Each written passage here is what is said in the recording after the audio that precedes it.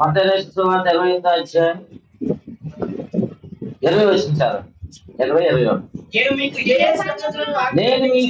సంగతులు ఆజ్ఞాపించుదునో వాటన్నిటిని గైకొనవలెనని వారికి బోధించుడి. ఇదిగో నేను యుగ సమాప్తి వరకు సదాకాలము మీతో ఉన్నానని వారితో చెప్పాను.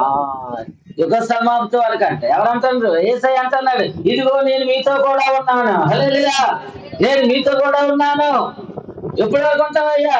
ఈ యుగం సమాప్తి అయినంత వరకు మీతో ఉంటాను. ఈ యుగం సమాప్తి అయినంత వరకు అంటే భూమి మీద ఆయన నామమున విశ్వాసం ఉంచిన ప్రతి తన బిడ్డలతో ఈ యుగం అంతమైపోయినంత వరకు కూడా ఆయన ఉంటాడు. మరి తర్వాత పరలోకంలో ఆయనతో మనం ఉంటాం. దేవుని స్తోత్రం కలిగింది. ఎవరైనా చెప్తారు ఎవరైనా నేను నీతో ఉంటాను అని చెప్పగలరు? ఎవరైనా చెప్పిన వాళ్ళు ఉంటారని రూల్ నమ్మకం ఏమైనా ఉందా? పెళ్ళి అయినప్పుడు అంటారు, ఇతనికే భర్త అయి ఉందివా, ఈమెకే భార్య అయి ఉందివా, ఇతనికి భార్య అయి ఉందివా, ఈమెకి భర్త అయి ఉందివా అంటే ఉందినా అంటారు. కానీ ఆ పెళ్లిళ్ళు ఏటవుతుందో తెలియదు.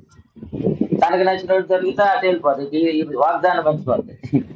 అంటే దేవుడితో ఒడంబడి కాదు పెళ్లిళ్ళలో. ఎందుకు చేయిస్తారంటే ఒడంబడి కాదు. ఇతనికే భార్య అయి ఉందివా అంటే అతనికే భార్య అయి ఉండాలి. అతనే నీ భర్త, భరించేవాడు, ప్రభు, స్వామి.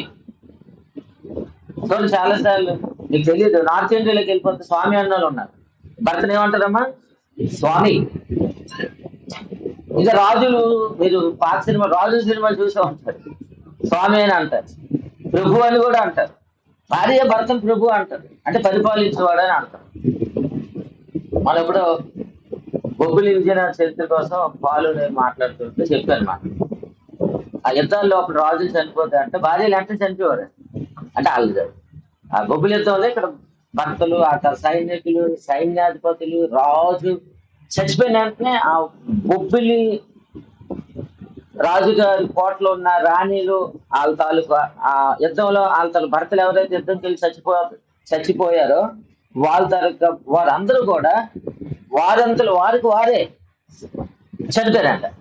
అంటే ఏదో బాంబు పెట్టుకొని తెలుసుకొని మొత్తం మీద చనిపోయి ఏమైపోయారు, వాళ్ళకి వారు తమ ప్రాణాలు అర్పించారు. లేకపోతే శత్రువు రాజు వస్తాడు, పట్టుకుంటాడు, తీసుకొని వెళ్ళిపోతాడు. అంటే ఇతరుల చేతికి చిక్కకుండా ఏమైపోయారంటే వాళ్ళు తమ ప్రాణాలు వాళ్ళే తీసుకున్నారు. నేను ఇంకోసారి ఇప్పుడు చిన్నప్పుడు సినిమా చూశాను.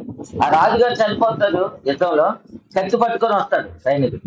ఆ కత్తి పట్టుకొని వచ్చేసరికి ఆ కత్తిని చూసి రాణి అలా చచ్చిపోతాడు.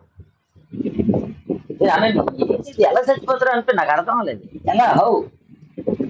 ఎలా చచ్చిపోతారు, ఎందుకు చచ్చిపోవాలి? అంతే.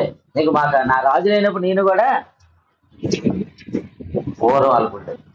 మన భారతదేశం చాలా గొప్ప జీవం కలిగిన దేవుడు ఇప్పుడు జరుగుతుంది అందరు, దేవుడి స్తోత్రం. కానీ ఇప్పుడు భర్త అంటే విలువ లేవు, భార్య అంటే భర్త అంటే అసలు గౌరవమే లేదు.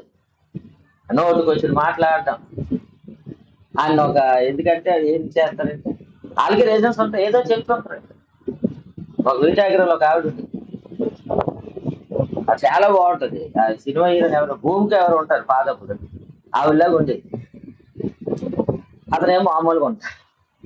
కానీ చాలా ఆస్తిపరుడు. ఈవిడ ప్రేమించి ఇష్టపడి చేసుకున్నాడు. పల్లెటూరు ఆవిడ. పెళ్ళి అయిపోయిన తర్వాత ఈవిడ తీసుకొని వచ్చి టౌన్లో ఉంటాను అన్నదండి. టౌన్లో తీసుకొచ్చాడు. ఇష్టం జూట్ మిల్. అక్కడ తెచ్చిందా జూట్ మిల్లను చేయాలంటే జూట్ మిల్లు. ఇంక అవి చాలా అందంగా ఉంటదేమో. ఇంకా ఈ సంవత్సరం అవుతుంది కదా పిల్లలు పుట్టారు. తర్వాత గొడవలు స్టార్ట్. నేను విజిటింగ్కి వెళ్ళేసరికి గొడవలు. ఈవిడేదో మాట్లాడుతుంటే చూడటం, ఇతను కొట్టేయడం, ఇదే ఇంకా ఎన్నిసార్లు గొడవ తీర్చేవాడు. చాలాసార్లు పోలీస్ స్టేషన్కి వెళ్ళిపోతుంటే వద్దమ్మా అలాగా నువ్వు స్టేషన్కి వెళ్ళకూడదని చెప్పి ధైర్యపరిచేవాడు. ఒకసారి నాకు చెప్ప చేయకుండా నేను బొబ్బులు వెళ్ళాను ప్రార్థనకి. స్టేషన్కి వెళ్ళిపోయింది ఆవిడ. అయ్యారు ఎన్నిసార్లు చెప్పిన అమ్మగారు వినడం లేదు మా మాటని. సరే స్టేషన్కి వెళ్ళి అక్కడి నుంచి వాళ్ళ అమ్మాయిల ఇంటికి వెళ్ళిపోయింది. నేను బొబ్బులు మీటింగ్కి వెళ్ళి వచ్చేసరికి ఆ అమ్మాయిల ఇంటికి వెళ్ళి ఇక్కడికి వచ్చింది, మన ఇంట్లో ఉంది. రేపు బొబ్బులు వెళ్ళిపోయింది. రాత్రి వచ్చేసరికి 11, 12 అయింది. వచ్చేసరికి ఆవిడ ఏం చేసింది, మన ఇంట్లో ఉంది. ఆ లైన్ బైక్ అయితే వెళ్ళిపోయాడు, స్టేషన్కి వెళ్ళింది కదా. మళ్ళీ మరుసటి రోజు వచ్చింది. మళ్ళీ మరుసటి రోజు ఇంకో మీటింగ్కి వెళ్ళిపోయింది. రాత్రి మన ఇంట్లో ఉంది కదా, రాత్రి మన ఇంట్లో ఉందని అతను అయితే బాబు రోడ్డు మీద గేట్ మీద ఎంత బాగా చేశాడు. నన్ను తిట్టి, భాషను తిట్టి, ఇంట్లో సూపర్ తెచ్చాడు. వాళ్ళు గొడవలు ఆడుకోవడం వల్ల ఎవరి పేరుకి వచ్చింది? నాకు. మన ఇంట్లో గేట్ దగ్గర గొడవ. ఆవిడ దెబ్బలాడు, తప్ప భర్త మాట వినంటే కొట్టేస్తాను. ఆవిడ కొట్టేస్తుంది, ఈ నోరు కాయడు, ఈవిడ నోరు ఆపుదా దెబ్బలు. ఇలా గొడవలు అయిపోతుంది. చివరికి ఆ తర్వాత ఆవిడ కోసం బ్యాడ్గా తెలిసింది నాకు. నేనే ఇంకా చర్చికి రావద్దని చెప్పాను. ఇప్పుడు దేవుళ్ళు లేరు, వెనక్కి వెళ్ళిపోయారు, కానీ అండిల్లోకి వెళ్ళిపోయారు. ఆ జీవితాలు జీవిస్తారు. బాప్తిజం పొందండి చేసి దేవుళ్ళు ఉండడం చిన్న సంగతి కాదు. చాలా జాగ్రత్తగా ఉండాలి. ఆయన ఎప్పుడు నీతో నాతో మనతో ఉంటాడు, మనం కూడా ఆయనతో ఉండాలి. హల్లెలూయా, స్తోత్రం. ఆయన ఎల్లప్పుడు మీతో ఉంది. ఎలా ఉంటాడంట? ఆదరణకర్తగా ఉంటాడు. దేవుని స్తోత్రం. రెండోది యోహాను రాసిన సువార్త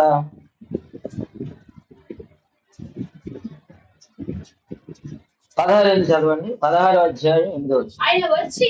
ఆయన వచ్చి పాపమును గూర్చి, నీతిని గూర్చి, తీర్పును గూర్చి లోకమును ఒప్పుకొన చేయును. దేవుని స్తోత్రం. హల్లెలూయా.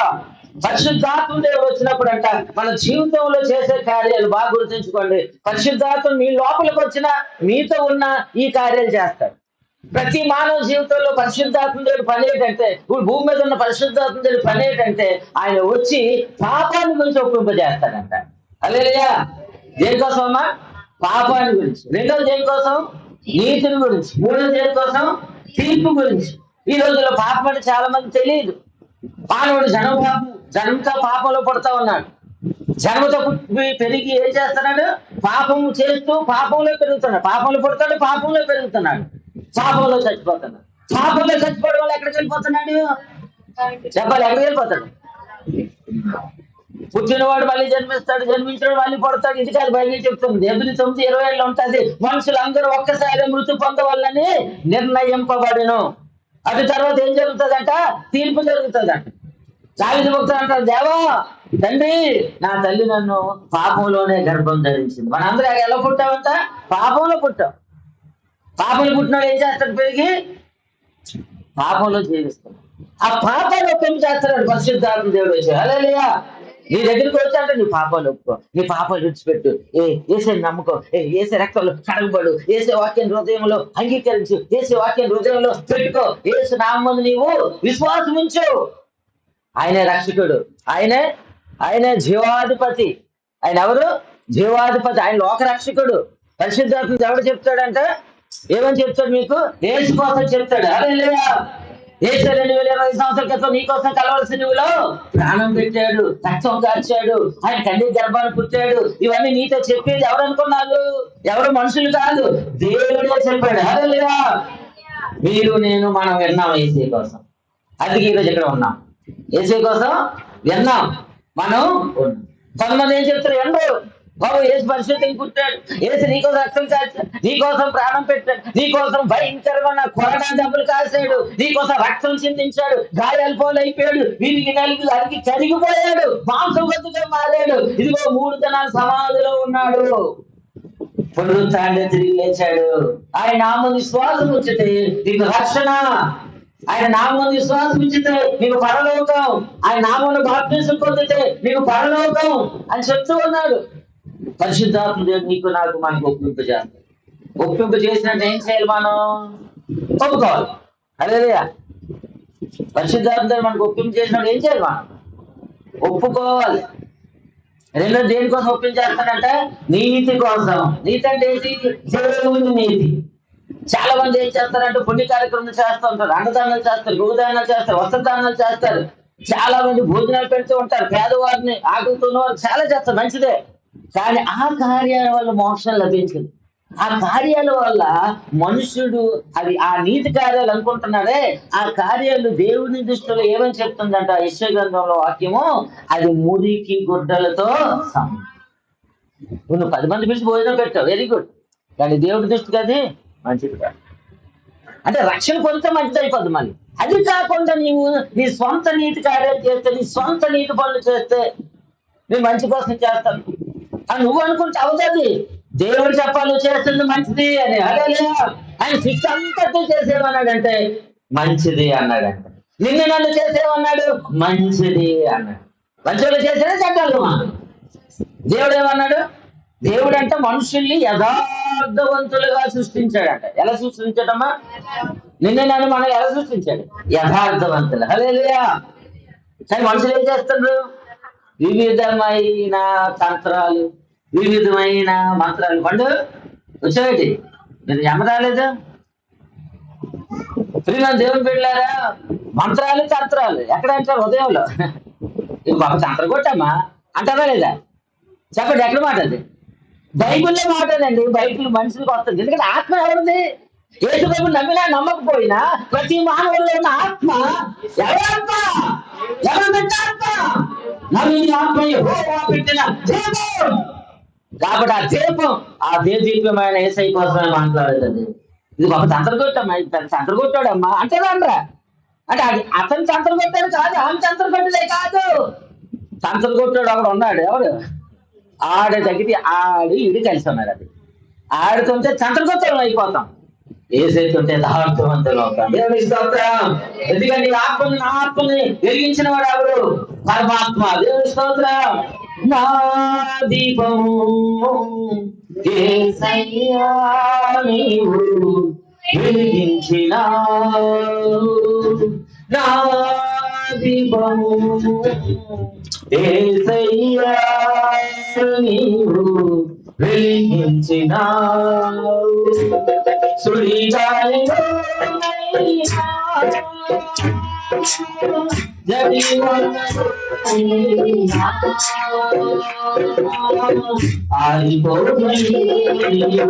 వెలిగించిన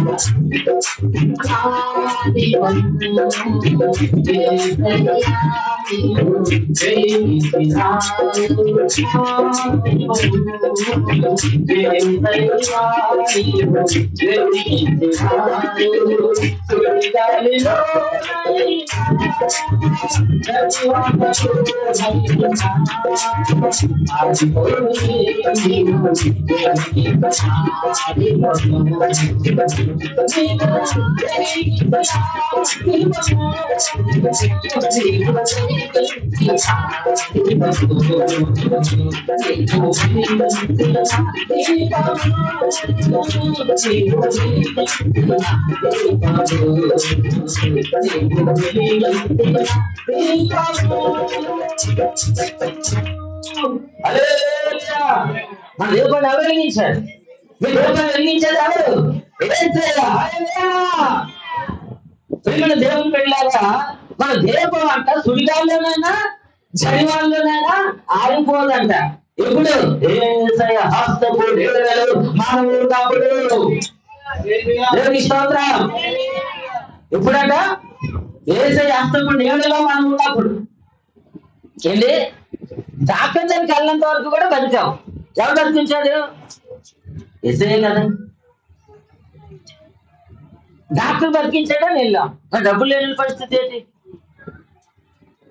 డాక్టర్ దగ్గరికి వెళ్ళడంతో డాక్టర్ దగ్గరికి వెళ్ళలేదు సార్